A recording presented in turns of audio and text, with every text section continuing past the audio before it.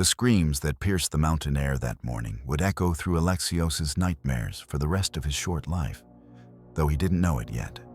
At 15, the boy stood frozen behind an olive tree, watching armed men drag his younger brother Nikias toward iron cages that gleamed like teeth in the early sunlight. The drought had lasted 3 seasons now, turning their once green valley into a wasteland of cracked earth and withered hopes. Alexios pressed his face against the rough bark, tasting salt and fear as tears streamed down his cheeks. His father, Demetrios, stood in the village center with silver coins scattered at his feet, 30 pieces for each son. The slave merchant had announced with the casual indifference of a man selling pottery. The mathematics were simple and brutal. 2 healthy boys equals 2 years of grain, enough to keep the remaining family alive through the endless drought. The village of Kalamos had been beautiful once.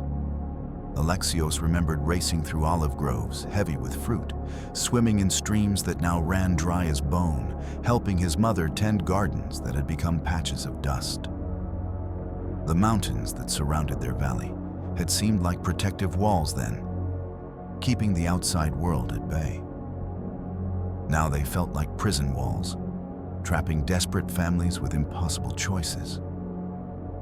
"Please, take me instead," his mother Penthesilea begged, falling to her knees before the lead merchant.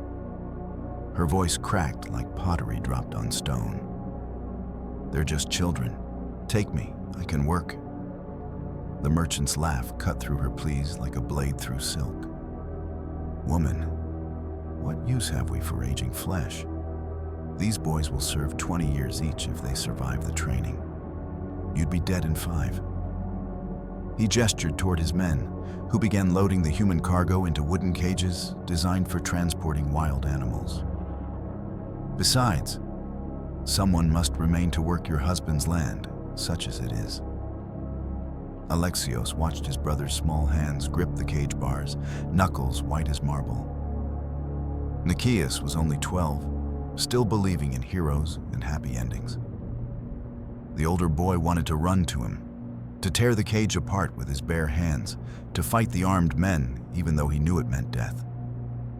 Instead, he remained hidden, paralyzed by terror and shame in equal measure. The other families gathered like mourners at a funeral, watching their neighbors' children disappear into slavery. The baker's twin sons, barely old enough to speak clearly, wailed for their mother as rough hands lifted them into confinement. The carpenter's eldest daughter, who had been promised in marriage to the blacksmith's son, stared straight ahead with the hollow eyes of someone already dead inside. 14 children in total, ranging from 8 to 16 years old. The entire future of Kalamos sold to save the present. As the merchant caravan prepared to depart, Alexios finally found his courage.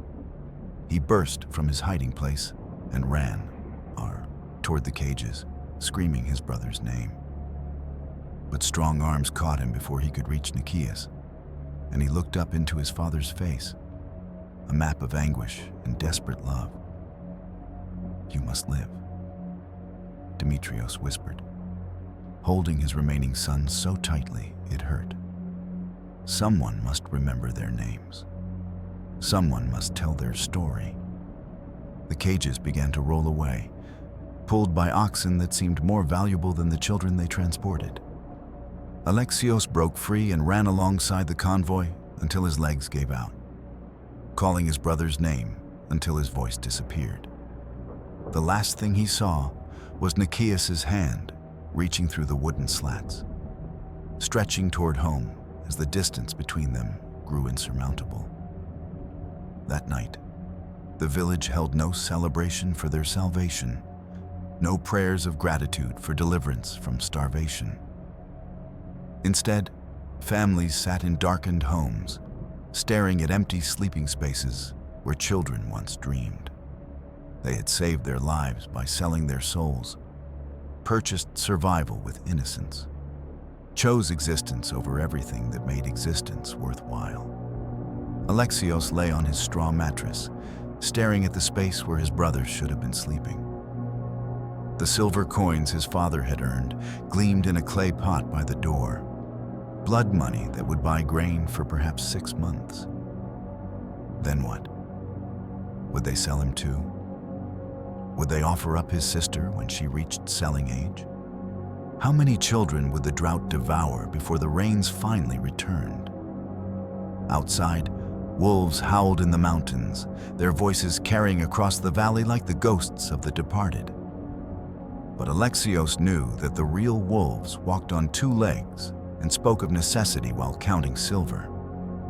They dressed their cruelty in practical terms, called their evil economics, and slept soundly on beds built from human misery. Tomorrow, he would begin the journey to find his brother. He had no plan, no weapons, no hope of success. But he had something more powerful than any of those. The absolute certainty that some things mattered more than survival, and that love could transcend even the deepest darkness that humans created for each other. The village of Kalamos would never be the same. None of them would. 3 months after the merchant caravan disappeared into the morning mist, Nikias had learned that hope was the cruelest joke the gods played on mortals. The boy who once chased butterflies through mountain meadows now moved like a ghost through marble halls, his spirit as shattered as pottery thrown against stone. The house of Lysander had transformed him from a free child into living property, and the change went deeper than the iron collar around his neck. The mansion sprawled across an entire city block in Athens' wealthy district, its white columns gleaming like bones in the afternoon sun. Inside, painted frescoes depicted gods at play: Apollo chasing Daphne, Zeus seducing Europa, Dionysus reveling with his followers. The irony wasn't lost on slaves who understood that gods, like masters, took what they wanted without consent. Beauty and horror coexisted in these halls, art and atrocity sharing the same roof like unwelcome guests at an eternal feast. Nikias' daily routine had crystallized into a pattern of survival, punctuated by moments of unspeakable violation. Dawn brought barley porridge and the overseer's assignments: cleaning, serving, preparing for whatever entertainment the evening might demand. Midday offered brief respites in the servants' quarters, where hollow-eyed boys shared whispered warnings and bitter comfort. Sunset brought the symposiums, those elegant gatherings where philosophy and perversion danced together while wine flowed like blood from invisible wounds. The other slaves had tried to prepare him for what lay ahead. Marcus, 17 and scarred from 3 years of service, spoke in fragments about the special requests certain guests made. "Don't resist," he advised with the flat tone of someone reciting a lesson learned through pain. "Fighting only makes it worse. Find somewhere else to go in your mind. Think about home until home disappears, then think about nothing at all." Alexios, barely older than Nikias but aged beyond his years, shared different wisdom. "Watch their faces," he whispered during stolen moments between duties. "Learn to read the signs. Some want fear, give it to them even if you feel nothing. Others prefer compliance. Become a statue that breathes. A few enjoy breaking new toys, so break quickly and save yourself the extra suffering." But the most valuable advice came from Philemon, the merchant's son who had been in the house longest.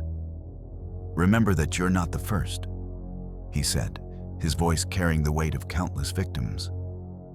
"Boys have survived this before you, and boys will survive it after you're gone. Your story isn't unique, but that doesn't make it meaningless. Sometimes survival itself is victory enough." The symposiums followed a ritual as precise as religious ceremony. Guests arrived at sunset, their litters carried by other slaves who avoided eye contact with the household servants. These were Athens' elite: politicians whose speeches shaped democracy, philosophers whose thoughts influenced generations, artists whose works would outlive empires. They dressed in fine cloth, spoke with educated accents, and debated the nature of virtue while planning the evening's cruelties. Nikias learned to recognize the different types of monsters hiding behind cultured masks. There was Dionysios, who quoted Homer while inflicting pain, turning poetry into accompaniment for torture. Cleomenes brought his own instruments, heated metal and sharpened bone, and spoke of education while leaving permanent scars. But the worst was Sophistes, the famous philosopher whose public writings praised justice and mercy.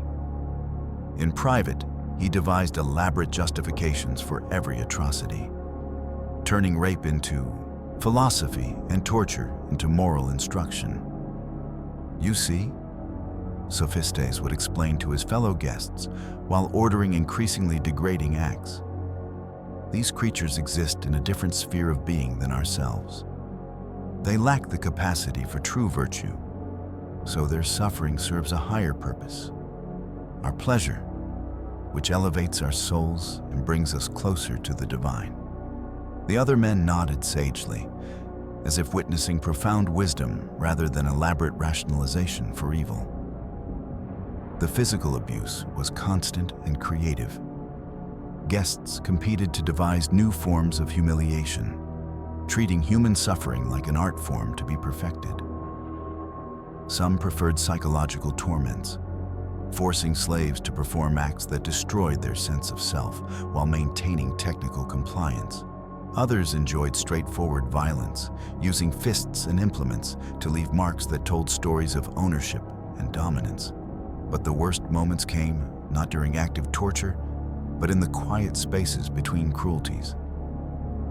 Lying on his straw mattress in the basement cell, Nikias would feel the weight of absolute powerlessness settle over him like a burial shroud. He was property now, his body and soul owned by men who saw him as entertainment. Every breath he drew existed at their pleasure, every moment of rest a temporary reprieve that could be revoked without notice. Sleep brought no escape. Dreams carried him back to the mountain valley, but even those visions grew corrupted over time. He would dream of running through olive groves, only to find chains around his ankles. He would see his mother's face, but her eyes held the cold calculation of slave merchants. He would hear his brother calling his name, but the voice came from iron cages, rolling away into endless darkness. The other slaves became his only family, bound together by shared trauma and mutual protection. They developed silent languages of gesture and expression, ways to offer comfort without alerting the overseers. When one boy broke under pressure, the others would hold him until the screaming stopped. When someone fell ill, they would share what little food they could spare. When death finally claimed a victim, they would whisper his name in the darkness, ensuring that someone remembered he had existed. Yet even these bonds carried poison. The system encouraged betrayal through small rewards and threat of greater punishment. Information about planned escapes might earn extra food. Reports of hidden contraband could reduce your own punishment. The very relationships that kept them human also became tools of their oppression. Love transformed into another weapon in their master's arsenal. Nikias understood now why Marcus moved like a sleepwalker, why Alexios spoke in monotone, why Philemon stared at walls with empty eyes. They had learned the fundamental lesson of slavery, that survival required the death of everything that made survival worthwhile. The boy from the mountains was disappearing piece by piece, replaced by something that breathed and obeyed, but could no longer properly be called human. By his second year in Lysander's household, Nikias had mastered the art of existing without living. The transformation was complete in ways that went beyond physical scars or learned behaviors. It was a fundamental alteration of his relationship with reality itself. He moved through the marble halls like a sleepwalker, present in body, but absent in every way that mattered. The mountain boy who once laughed at sunrise had become a hollow vessel designed solely to contain other people's cruelty. The house operated on rhythms as predictable as seasonal changes. New slaves arrived monthly, their terror and resistance providing fresh entertainment for guests who had grown bored with broken toys.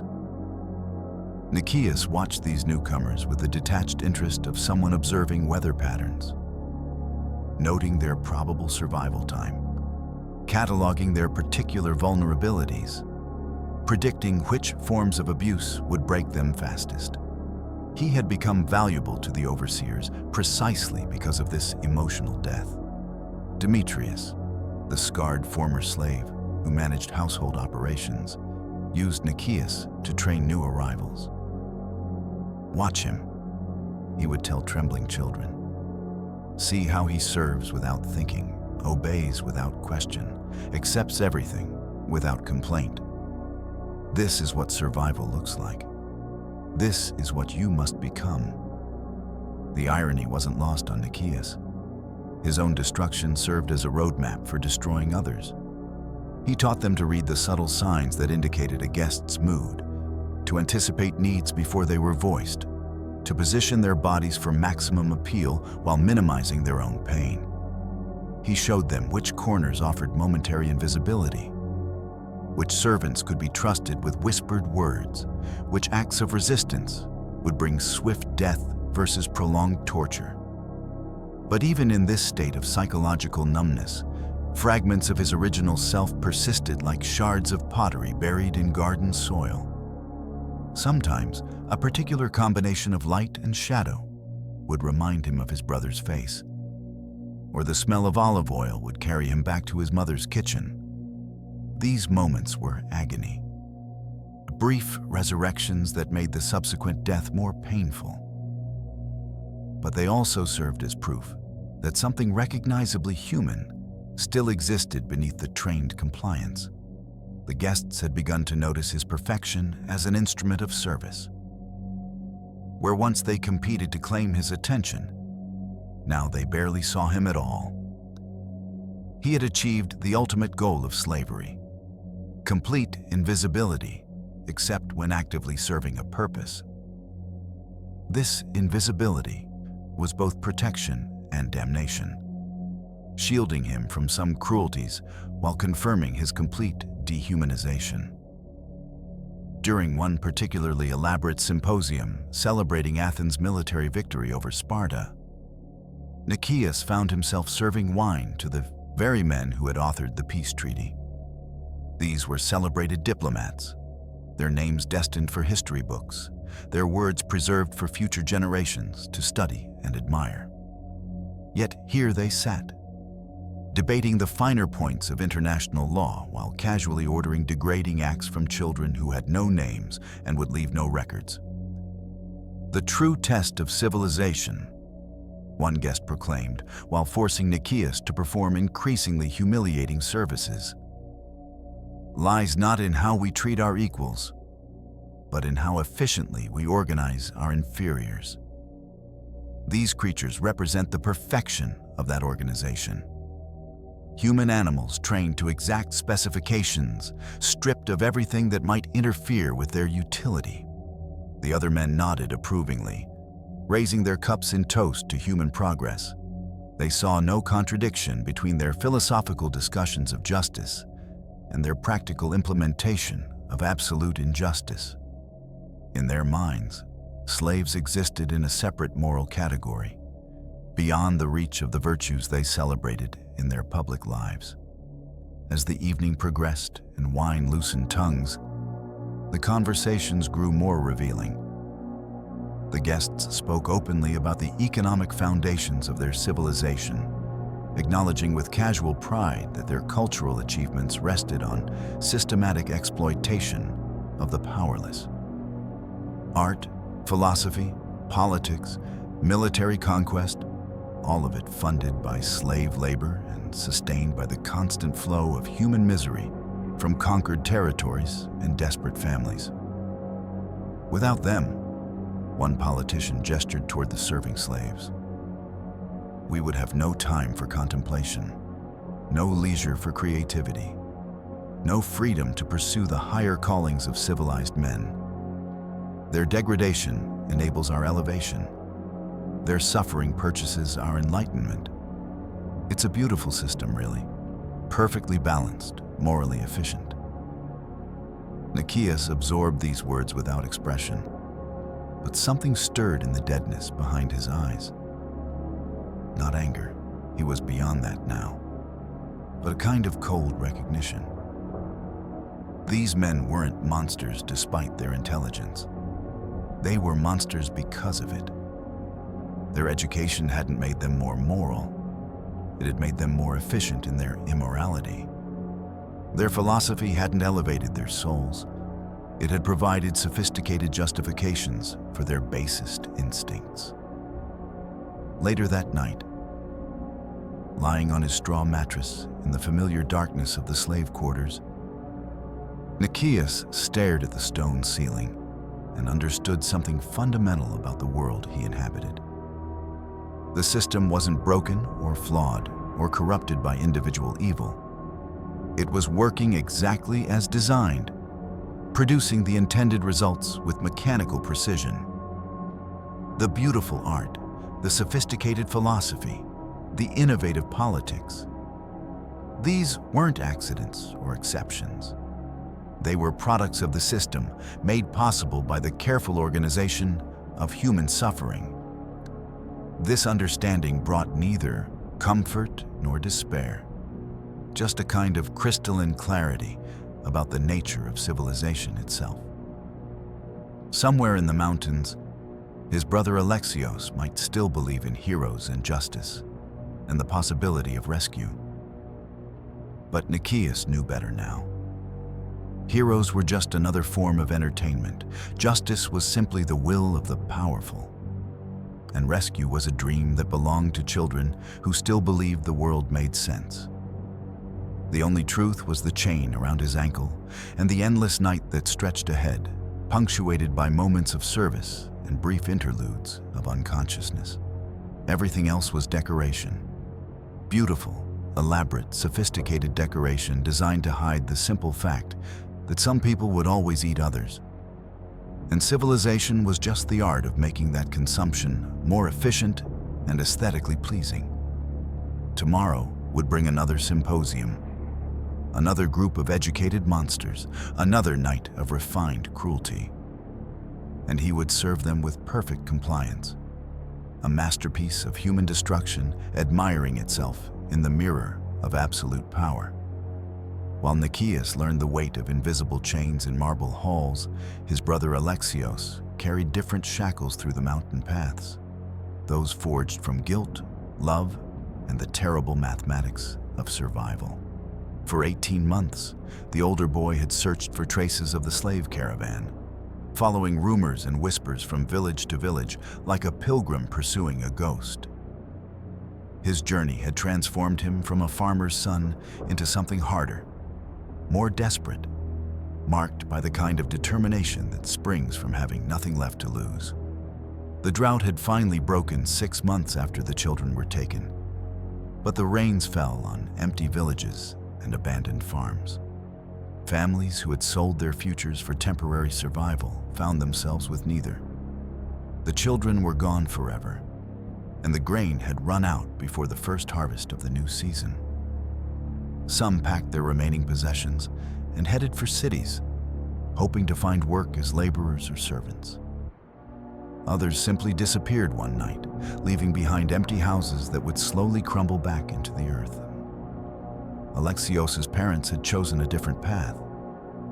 Demetrios hanged himself from the olive tree where his son once hid, unable to bear the weight of what he had done.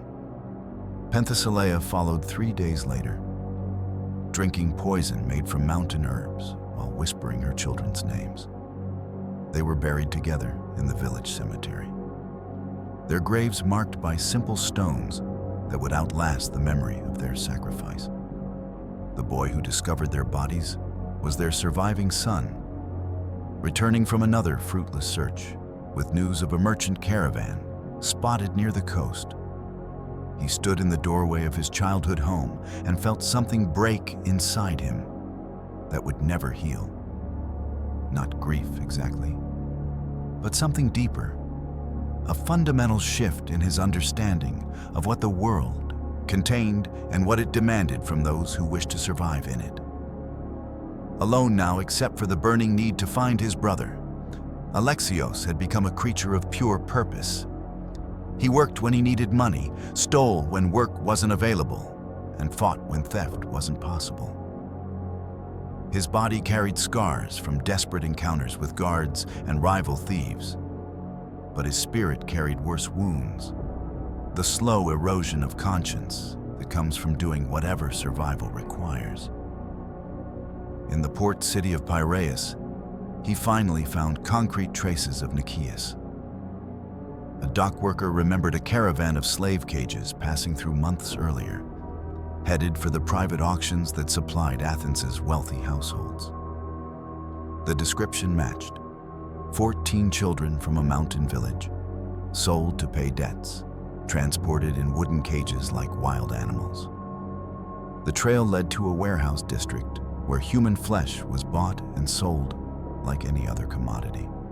The slave merchant who had purchased Nikias was named Theophilus, a fat man with gold teeth and soft hands who spoke of his merchandise with the casual expertise of someone evaluating livestock.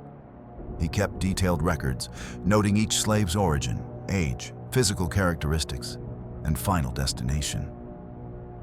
The ledger was a catalog of human misery, each entry representing a family destroyed and a life reduced to market value.